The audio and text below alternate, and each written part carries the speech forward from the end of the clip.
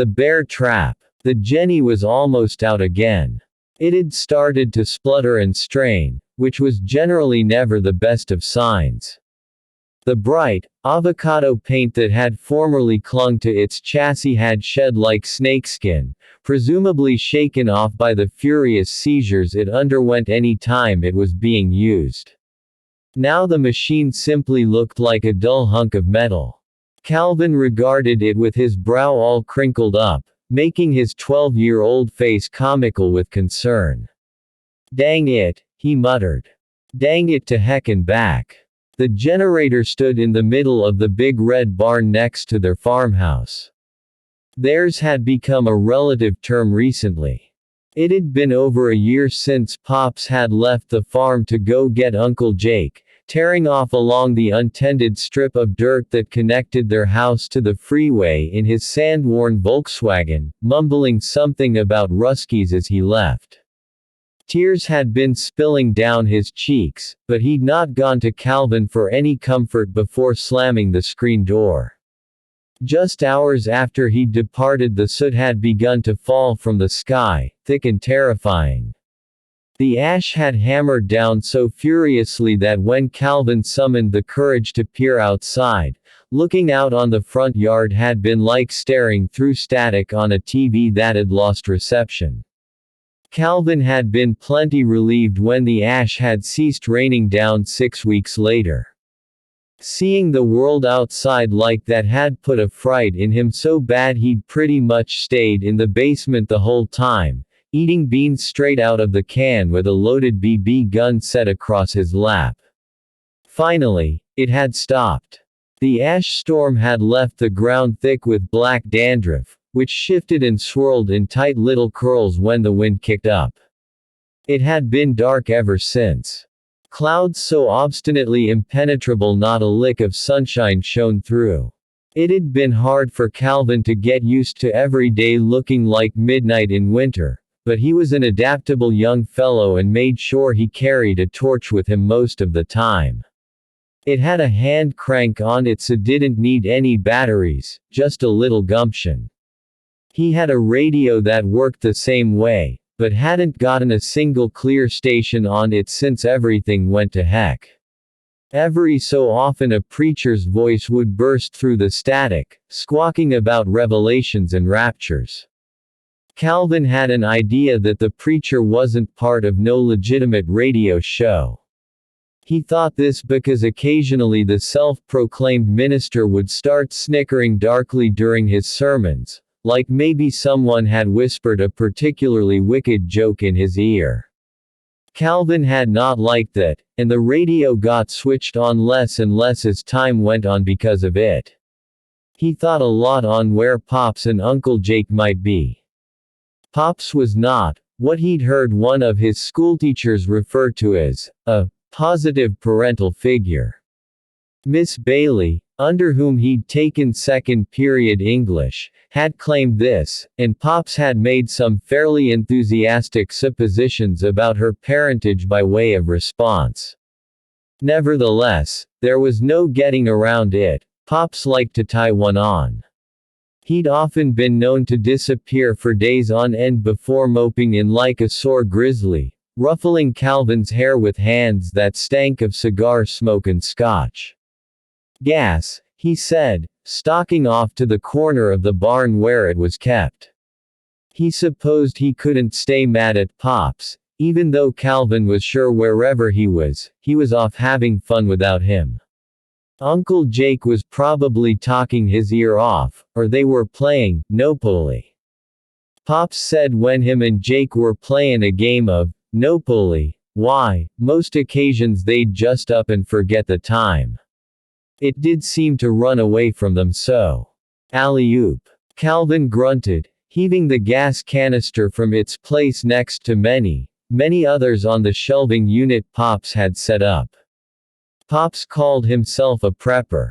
Far as Calvin knew, that meant someone that liked to keep stuff handy just in case. Well, just in case had come around. In spades. Tiglet. Open all hatches. Tiglet, Calvin's third favorite bear, sat atop a dented bucket in the corner. He did not open the hatch, just sat there, staring at the Jenny like all the work in the world was going to do itself. One of Tiglet's eyes had started to come loose, and Calvin knew he'd have to get handy with a needle and thread if he wanted Tiglet to keep his eyesight 20/20. Man, you sure are lazy, Tiglet. If Fozzo were out here, why you know he'd pitch in. That bear's got a good work ethic. It's okay, though. Y'all just sit there, relaxing. Make old Calvin do all the work. Tiglet did not seem to mind this course of action one bit, and stubbornly continued sitting on his bucket. Calvin unscrewed the Jenny cap his own self, as he knew he'd have to. There wasn't a bear on this whole farm, he thought, that knew how to do an honest day's labor. He finished topping off the Jenny and lugged the significantly less weighty can back to the racks. It took only 4 tugs on the ripcord to get the generator chugging along, making that nice steady noise Calvin liked, the one that meant he could turn the lights on and cook his meals up good and hot. Job done, Calvin said, gathering up Tiglet. He exited the barn and latched its big red door behind him. Calvin ambled over to the farmhouse, swinging the bear merrily by one arm. He could see Fozzo sitting on the porch, probably waiting for him to make breakfast. Well, that bear could have cereal as far as he was concerned. Eggs were for workers, powdered or not. Stay right where you're at, boy. A voice spoke behind him. Calvin spun on the spot, almost dropping Tiglet into the ash and filth that coated the ground. Goddammit, boy, I done said freeze. Striding over was a man dressed in rags. A bandana covered the bottom half of his face, and a John Deere cap most of the rest. His eyes peered from the gap in between, creased and as blue as penny marbles. Calvin noted that the man looked as though he'd run his whole outfit through a wood chipper before deciding on getting dressed that morning. "Where your folks at?" barked the man through the rag that covered his face. Calvin stared, his fingers tightening reflexively around Tiglet. "You deaf? Don't you make me ask twice." The man drew back his raggedy coat, and AR-15 peeked out. "My pops is with Uncle Jake," Calvin managed, as loudly as he could. "They gone then," the man said, looking around the property, as though he were considering putting a bid on it. "They'll be back, soon too. You better scoot, mister. Pops has got a fierce temper, you wouldn't wanna be around for it." "Yeah, well I guess he ain't met me yet," the traveler said indifferently. "Where's your food at? I got cereal, you want some of that?" Calvin gestured animatedly towards the house. The cellar within was stocked well enough, but nowhere near as overflowing with bounty as the barn, the shelves of which groaned under an amount of pickled and canned goods so extensive it could have fed a small town. "Sure. You show me what you got in there, kid," the traveler said, unhooking his gun from the underside of his coat and fitting his finger inside the trigger guard. "No tricks. This gun'll turn a grown buck to hamburger, think on what it'll do to your face." "I ain't no liar. We got cereal, I was about to fix Fozzo a bowl till you showed up." The traveler shooed him onto the porch with a wave of his gun barrel. Calvin scampered up the steps, grabbing Fozzo on the fly. Calvin had only seen one other person since the mess of ash had fallen, Chrissy Draper, who'd run the farm north of theirs. She'd walked past in the night while it had still been pouring soot, wailing and hollering. Calvin had gone out to ask her if she knew where Pops was, but she'd been naked and crazy. He knew better than to bother naked, crazy people. Calvin held the door open for the man to walk into his home. Hospitality, Pops used to say, was something a man should take pride in. Not that he'd been a particularly studious practitioner of the art himself. Woo-ee, you got a nice place here, all right. Boy, this is like a goddamn oasis. The man did a little jig on the spot, waving his gun about in the air like some fool. If I feed you up, will you get on your way, mister? I surely don't want my pops to get back here, seeing I've been feeding half the county. The man pulled down his bandana, releasing a filthy beard that looked like it hadn't seen soap nor water since it had started sprouting. Calvin thought he saw something move in there, maybe a bug or a tick, he thought. The man bellowed a hollow, jagged laugh. You don't know how right you're, boy. Why, I bet we do make up half the population of this whole county, right now. Maybe the state. The man wiped his eyes with the bandana and shoved it into his pocket. Sure, kid. I'll eat and be on my way. I'm certain that there's a place just like this, with food and warmth and whatnot, just down the road a ways. I'll shack there. The man's eyes were narrow slits. They told Calvin that, like as not, this filthy stranger had no intention of upping his sticks anytime soon. Not now he'd found a place so nice to set them. Okay, I'll fix you something then, Calvin said, leading the man into the kitchen. Tiglet and Fozzo were too small to sit at the kitchen table, the seats on the wooden chairs were too low.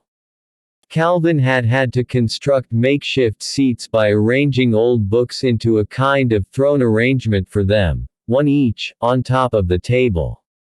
Pops definitely wouldn't have approved, but there really was no other way to seat them that Calvin could think of. What's with all the bears? You got the fag gene in you.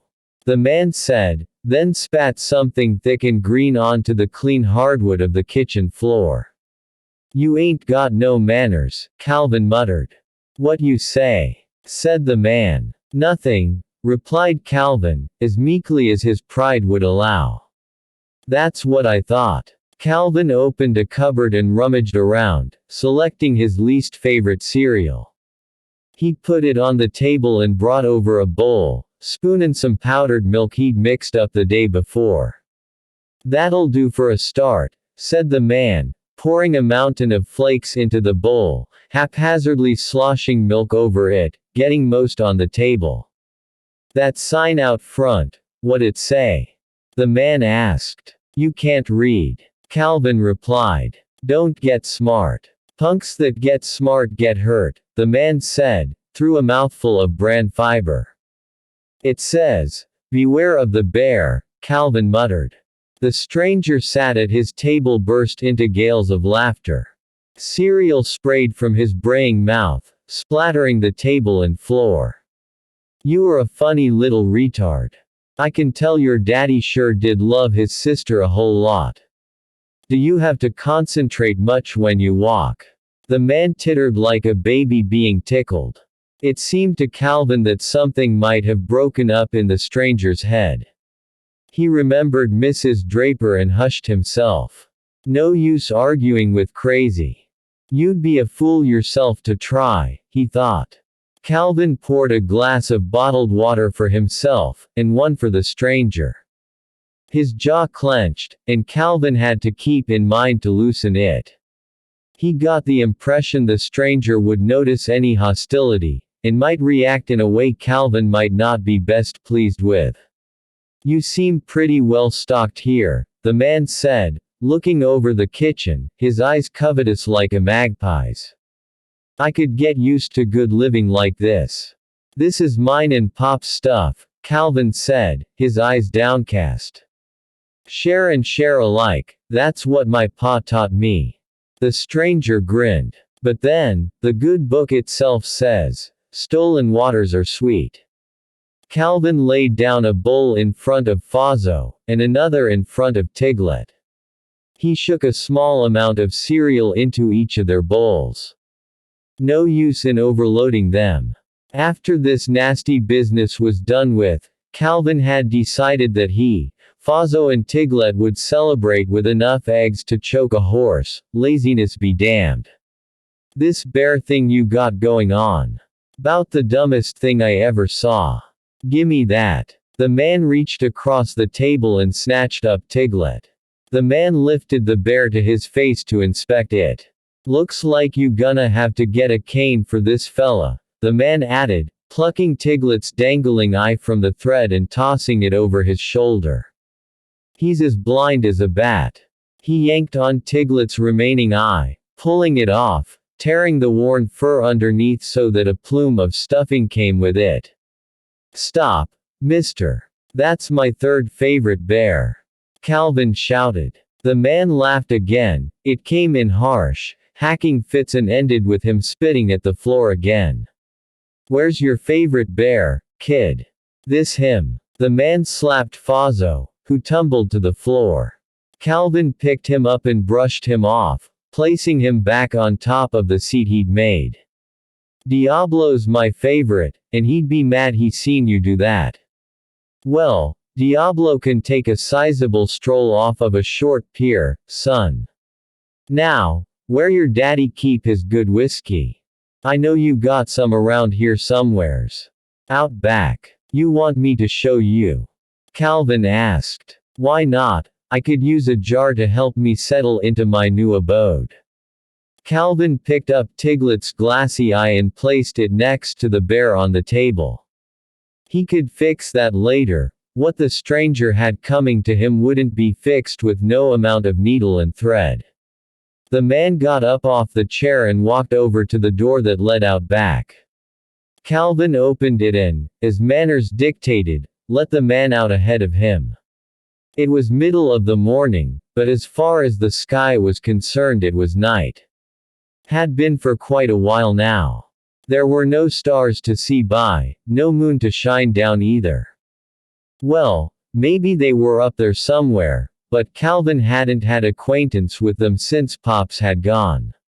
"I can't see 2 inches in front of my face, boy.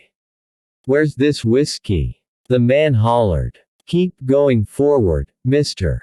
He keeps a still in back, you'll see it soon," Calvin answered, making sure to stay a few steps behind.